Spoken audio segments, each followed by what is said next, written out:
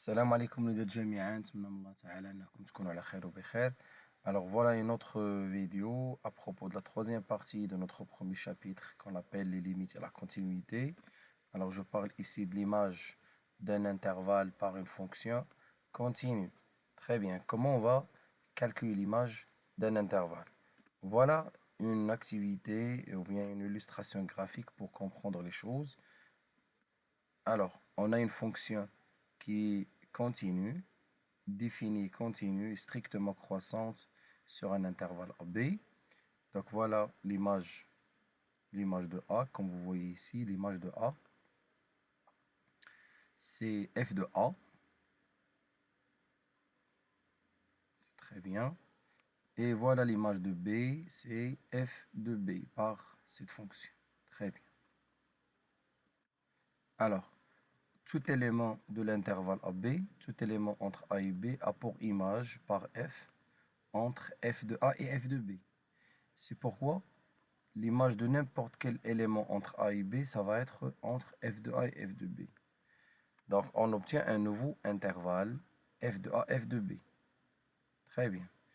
Et on va écrire que l'image de l'intervalle AB, c'est f de A, f de B. D'accord. Par contre, ici, si vous voyez, donc la fonction, elle est toujours continue, mais elle est décroissante sur l'intervalle AB. L'image de A, il est là. Et voilà l'image de B. Donc A, il est plus petit que B. Mais les images s'inversent. Donc A plus petit que B, mais l'image de A, ça devient plus grande que l'image de B. Alors tout élément entre A et B a pour image entre f de B et f de A. Voilà, on obtient un nouveau intervalle. Dans ce cas-là, on dit que l'image de l'intervalle AB, c'est l'intervalle f de B, f de A. Très bien. Sinon, donc la fonction, ça va être continue, mais il n'est pas monotone. C'est pas la même chose que le premier exemple et le deuxième exemple. Pour le premier exemple, la fonction était comment? Il était strictement croissante. Pour le deuxième, il est comment? Il est décroissante. Pour le troisième, il n'est pas monotone sur l'intervalle AB. Mais la chose commune entre les trois cas, c'est que pour les trois, on a une fonction continue sur l'intervalle AB. Ben, c'est une condition nécessaire pour parler de l'image d'un intervalle. Donc ici, l'image de A, il est là. Voilà l'image de A. Et voilà l'image de B. Mais on n'a pas nécessairement tout élément entre A et B a pour image entre f de A et f de B. Par contre, donc ça va être entre petit m, tout élément entre A et B a pour image entre petit m et grand M, c'est-à-dire entre la valeur minimale et la valeur maximale. Donc voilà l'intervalle obtenu, c'est petit m grand M. On déduit alors que l'image de l'intervalle AB, c'est pas f de A, f de B, ni f de B, f de A, mais c'est l'intervalle min-max. La valeur minimale, la valeur maximale. Très bien. Donc voilà, qu'est-ce qu'on obtient généralement? C'est l'image d'un intervalle par une fonction continue. Alors de façon plus générale, donc voilà l'intervalle AB, on peut le nommer I. Et son image, on va le nommer f de I. Bien sûr, il n'y a pas que l'intervalle AB, il y a plusieurs types d'intervalles, et des intervalles bornés fermés, des intervalles bornés ouverts, des intervalles semi-ouverts, semi-fermés, des intervalles non bornés, etc. C'est pourquoi il nous faut un grand tableau pour parler de tous les cas. Donc, on a déjà discuté l'intervalle AB. On distingue le cas de f croissante sur l'intervalle et le cas de f décroissante sur l'intervalle i. Si on a une fonction continue et croissante sur l'intervalle i, alors l'image de l'intervalle AB, ça va être f de A, f de B. Sinon, on change l'ordre et ça va être f de B, f de A. Il y a plus que cet intervalle, il y a d'autres types d'intervalles. Il y a l'intervalle AB, donc fermé de la part de B, ouvert de la part de A, fermé de la part de A, ouvert de la part de B, un intervalle ouvert, des intervalles non bornés, etc. Alors, c'est quoi la différence? Ben, la différence, c'est que au lieu de calculer l'image ici, au lieu de dire l'image de A et l'image de B, Alors, on va calculer une limite de la part de A, parce qu'on n'a plus le droit de parler de l'image de A. C'est pourquoi on calcule une limite. Et ça va être alors la limite de f de x quand x tend vers A+, égale à f de b. Donc, je fais toujours la même chose. Je garde l'ordre parce que la fonction est croissante, mais au lieu de calculer une image, je calcule une limite. De l'autre côté, c'est dans le cas où f décroissante, donc on va changer de l'ordre. C'est-à-dire, on obtient un nouveau intervalle f de b et la limite de f de quand x tend vers A+. Donc, généralement, on garde l'ordre dans la première colonne et on change l'ordre dans la deuxième colonne. De plus, il faut savoir quand est-ce que je calcule une image et quand est-ce que je calcule une limite. Si on a un intervalle fermé, alors il suffit de calculer l'image. Si on a un intervalle ouvert, alors il faut calculer une limite au lieu de calculer l'image. Très bien. De même pour l'intervalle AB, qui est fermé de la part de A, ouvert de la part de B.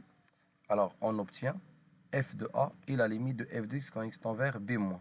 Donc, remarquez-vous ici que x, il varie entre A et B. Donc, on travaille à gauche de B. Par contre, ici, on travaille entre A et B. Donc, x, ça reste plus grand que A. C'est pourquoi x tend vers A à droite. C'est très bien. Donc, on change l'ordre pour remplir cette case. Ça va être alors la limite quand x tend vers B-, f de A. Par analogie, on fait les autres intervalles. Ben ici, je calcule une limite à droite de A et une limite à gauche de B en gardant l'ordre. Je change l'ordre ici. Donc, pour l'intervalle avant le dernier, on calcule l'image de A et on calcule la limite quand x tend vers plus infini. Pour l'autre case, on change l'ordre. De même ici, donc voilà, la limite quand x tend vers moins l'infini et je calcule l'image de B. Voilà. Et pour la dernière case, on change l'ordre. Donc voilà un tableau qui nous donne plus ou moins tous les cas de calcul de l'image d'un intervalle par une fonction continue. Alors on peut s'entraîner en utilisant donc, cet exercice. C'est un exercice numéro 3. On donne le tableau de variation d'une fonction f définie sur r prévu de moins 3. Voilà. Donc une fonction définie par son tableau de variation. Il n'est pas défini en moins 3. Il est défini sur toute r sauf moins 3. La limite quand x tend vers moins l'infini, c'est 1. La limite quand x tend vers moins 3 à gauche, c'est plus infini. Moins 3 à droite, c'est plus infini. L'image de moins 1, c'est 5. L'image de 1, c'est moins 3. L'image de 4, c'est 1. Et la limite quand x tend vers plus infini, c'est 4. La question qui se pose, dans chaque cas, détermine l'image par f de l'intervalle 1, 4, moins 1, 1, moins l'infini, moins 3, 1 plus infini, moins 3 plus infini.